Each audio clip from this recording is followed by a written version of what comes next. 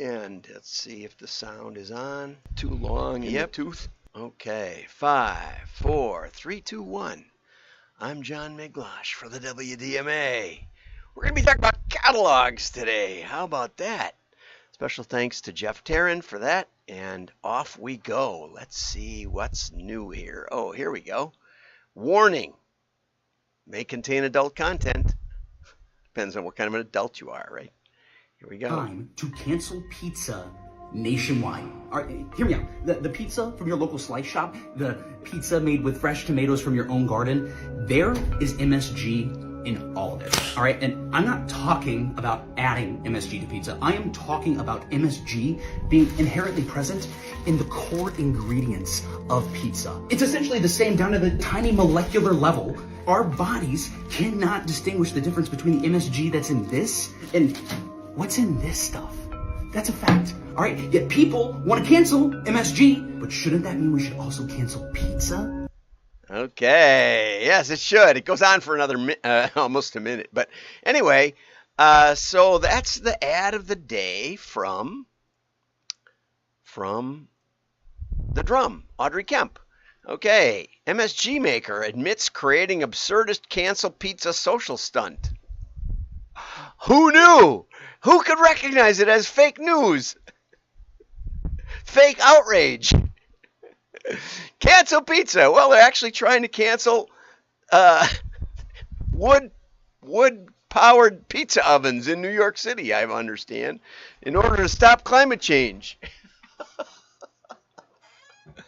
Like they don't have anything better to do in New York City, right? So anyway, a TikTok smear campaign turned out to be guerrilla marketing in disguise, designed to debunk myths about monosodium glutamate, which, you know, we used to dump on our food. We used to dump it on our food when I was a kid. My mom thought it was the greatest boon to cooking. Anyway, so let's see. I don't know how to say this. Agiomoto, a U.S. supplier of monosodium glutamate, admitted being behind the stunt. Cancel Pizza is part of an ongoing effort to tackle misinformation and dispel the stigma around MSG. I just think it's a really interesting approach, right?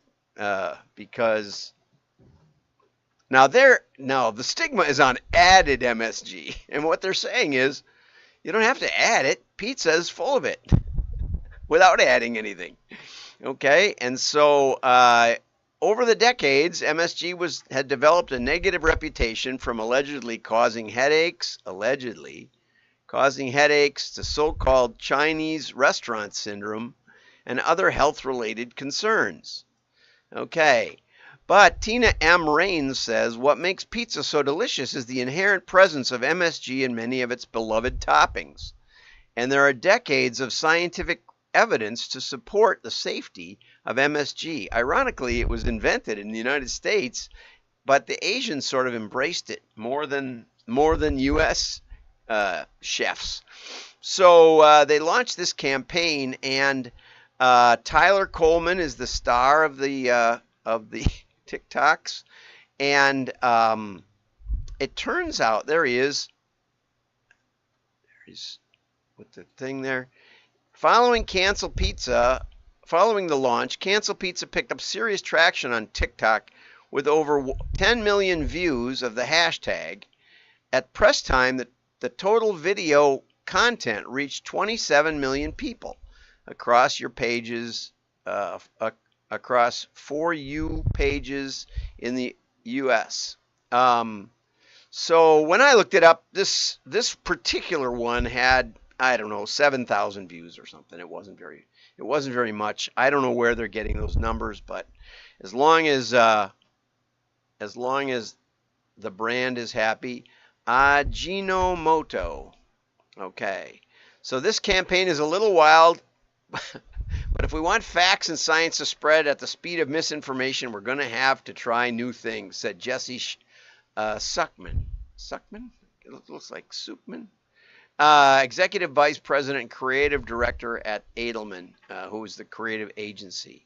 Now this, if you download this, it's hard to read on the screen, but it was discovered and kind of invented and synthesized in 1908, and by the 70s there was all kinds of concern about it. 60 Minutes in 1991 did a piece about it, I guess, and but then by the mid 90s and 2000s, all of this stuff got debunked, and it was even called racist, anti-Chinese racism, and so it looks like it's okay to dump it on your food. Don't take this. Don't misconstrue this as health information, but I just wanted you to get that little nose news here first. Okay, CAPTCHA is getting weirder as AI gets smarter. Machines can now read wonky text and figure out what a fire hydrant is. Right. Now I'm going to give you another take on this article, but first of all, let's do it. Juliet Bennett Ryla. Okay, and is this from The Hustle? I think it might be from The Hustle. Yeah, it's about that long. Okay, it's gotten weirder to prove you're not a robot. It's a battle to find a CAPTCHA humans can solve, but bots can't. In the 50s, Alan Turing created the Turing test. Okay, and a human evaluator sent the same questions to both human and machine, and then guessed which answers came from the machine. A machine that tricks the evaluators often enough has passed the test, but so far, none has. Okay, in 2000, Louis von Alban, now co-founder and CEO of Duolingo, interesting, that's a language school, online language learning, was inspired by Yahoo's problem with spammers using bots to sign up for millions of free accounts. So he and his mentor, Manuel Blum, invented completely automated public Turing tests to tell computers and humans apart. This completely automated public Turing test, CAPTCHA, is how we get CAPTCHA, which I learned today, which requires humans to decipher letters, numbers, and humans could, but bots couldn't. But by 2014, Google's AI could solve those puzzles, while humans could do it only 99.8% of the time, but humans could only do it 33% of the time. I have the darndest time with those things. I just have a darndest time with them. Okay, I hate those things. So CAPTCHA's evolved, asking users to identify types of particular images, but AI is getting good at that too. And so as AI trains itself to generate CAPTCHAs, things have gotten weirder. Discord users noticed CAPTCHAs full of AI-generated Cronenberg-esque objects asking them to ID stuff that isn't even real. E.g., a snail yo-yo thing called a Yoko, as per motherboard. What's next? The I am not a robot button uses the behavior to leading up to clicking the button up here. I am not a robot. What that does is it lets, what you don't realize is that's letting your computer send information about where you've been the last couple of websites and where your mouse has wandered and how it's moved around the screen, and that is what it's looking at to find out if you're a robot. But it gives away a lot of information about what you're looking at. So it's much more invasive, and you probably never realized that. Now, my take on where CAPTCHA got started was actually that they were trying to OCR books and old books. Google had a project where they took all kinds of books, truckloads of books from Michigan State, and they had a human turn the pages because humans could do it better than machines, more delicately, and ruin less pages. And then you hit a foot pedal or something, and it took the camera and it mathematically flattened out the page and got the whole thing to work. But there were words that didn't OCR. They were fuzzy, or they misprinted or tilted or something. And so when CAPTCHA first started, if you remember, it had kind of blurry looking words. Those were actually screenshots of words that the OCR failed to recognize. And so what the way they made money was they sold human recognized interpretations of those words back to the OCR companies.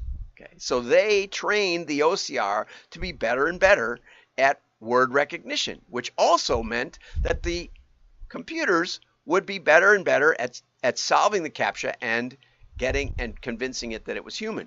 Okay, so then the driverless cars needed labeled data sets, right? Labeled data sets. That's what that is. The humans look at it and say, well, that's a fire hydrant. Okay, and now we've got millions and millions and millions and millions and millions of identified fire hydrants in red and green and white and in all kinds of contexts. And what is a stoplight and what is a crosswalk? Did it ever occur to you that they're things you would see while you're driving a car? Of course. And what they were doing was selling that data to the driverless car companies to help them program their AI to recognize stoplights when they were turned the wrong way or turned angled or turned sideways, or how do you recognize a stoplight and a stop sign. You know, early driverless cars, if there was a sticker on a stop sign, you know, it looked like it might go right through it. Very, very dangerous. And so they had to figure out a way to give it lots and lots and lots and lots and lots of labeled data sets, labeled stop signs. And CAPTCHA was making money with that. They were using you to create the labeled data set. And that is what's built into direct mail, right? Direct mail, unlike all other media, we know who we sent it to. Other media doesn't know who it was sent to, even, especially the walled villages. But, you know, just think mass media or think billboards. People are going by, they don't know who it is, right? We know who it's going to. We know who bought, of course, but all other media that generates a response knows the responders, right? But we know that it gets delivered to those people. We know that it goes to a decision maker because only a decision maker can throw out the mail, right, and decide. Okay, we know that they engage with it because they have to look at it enough to make a decision. They have to decide not only is it junk mail or not, is it, you know, important mail or is it junk mail, but they also have to decide, is it an offer that I might be interested in? Maybe not today, but at some time in the future. And even if they throw it away, that is more engagement than if you're looking at your speedometer or you're talking to your kids in the back seat and drive by that billboard. Okay, and that is the way all other media works. It throws itself away if you ignore it, right? All the side banners and top banners, and your mind has already learned to ignore those things.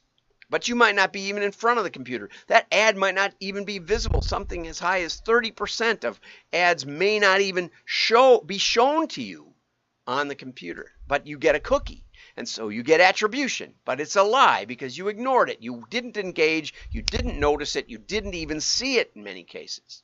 Okay? But in direct mail, we know who engaged and didn't buy. And so every ad in the mail becomes a labeled data set and allows you to do machine learning like no other medium, which is why brands should be considering catalogs, which is why I'm going to the next story. Zappos is employing nostalgia to win over consumers in this back-to-school season. That's the big news, but the medium they're using is a catalog, okay? And Shoshi Cement, looks like, is the author from Footwear News, I think it is. This is an interesting, I've never seen this one, but again, this article was sent to me by Jeff Taryn over at Gunderson. And they show, you know, the fun of a catalog and say, you know, parents can sit down with their kids and page through the catalog together. It gets them away from screen time. Okay, they send it out to 700,000 customers. That's enough to get a decent labeled data set to see who engaged and didn't buy. That's the piece that's missing in every other medium. Direct mail gives you the engaged viewers who did not buy. And that piece, a labeled data set, is essential for machine learning. That's what we learned from the CAPTCHA story, which is why it's in there today. Okay, so the catalog is designed to pull on the heartstrings of parents, millennials, they say, and remind them of a simpler time before e-commerce reigned supreme. Joe Kano said, we wanted to make sure the elder millennials, that's almost a funny oxymoron. Anyway, have some fun and have something they can share with their kids and create a moment, create that moment versus being stuck to the screen the entire time. Okay, they first put out a catalog in 2019, but paused it during the pandemic. It's beautiful. It also includes adaptive footwear products, they call it. Okay, I remember having to wear corrective shoes, really odd looking because I had fallen arches. I don't even know if that's a thing. I don't know if it did anything. I don't think it did. But I remember getting my first pair of Buster Browns and later even sneakers. Buster Brown play shoes. Man, oh man. When I was about 7 years old. I also got a pair of cowboy boots along the way somewhere. And I remember, man, I loved those cowboy boots. I had cowboy boots and 2-gun, 6-shooters, a holster, a hat, the whole bit. Anyway, me and Roy Rogers. Adaptive will always be part of the core of Zappos. For its 20th anniversary, Zappos turned its website back to what looked like when it launched in 1999 for one day. Okay, but they're not trying to get the customer experience back to the beginning. So the catalogs include QR codes for people to be able to quickly make their way to the Zappos website. But as you notice here, not one QR code on this page. Okay, not one QR code on this page. Not one. So what they're giving you is a catalog QR code that goes back to the main page of the catalog. Then you got to wade your way in and find these items that you were interested in on that page of the catalog. They ought to at least have a page. You know, they probably have an online catalog version. They could at least take you there. And then you could maybe click on the items or whatever and place an order. Now, if they really knew their stuff, because when we worked with East Bay and also Baseball Express sold shoes, and we also worked with Bullock and Jones, who sold shoes. But when you sell shoes, you often know the customer's shoe size because they bought before. Okay, so if you really were on top of this, Zappos, if you'd really like to make this catalog work with your digital, what you ought to do, consider this. But we could test a digital catalog where not only were there QR codes on featured items, you don't have to put it on every item, let's not get nuts, okay? But the featured items could actually pop up an order form that would give you the shoe, maybe give you 3 color choices or whatever it is, something like that, whatever it is, limited, but come up in the size that the customer is most likely to want. Now, it might not be perfect, in which case you take them to the shopping cart and let them fix everything, but it could even pay for the shoes as an impulse item and ship it right to their door. That's possible. I'm working on a patent to do that. I've written one. I'm working on a second one. And so if you're a catalog merchant and you'd like to really, really make your catalog work so that people can place orders tailored to themselves, one click, better than Amazon, let's talk. And if you're in the Twin Cities area, let's meet up next Thursday, a week from today, 6 p.m. at Jimmy's Kitchen in Minnetonka, and we'll be there. We always have a nice crowd. We always have a lot of fun. We can talk direct marketing, or you can come and get free consulting. What a deal. So I hope to see you in Minnetonka. If you are out in the Twin Cities and you want to bring a friend or you want to invite somebody else, feel free to do so. There's more information over on the LinkedIn WDMA website. If you search Wisconsin Direct Marketing Association or even WDMA, it comes up. You click groups and it's right there. Very easy to find. Or call me. There's a number below. See that number over there? See that?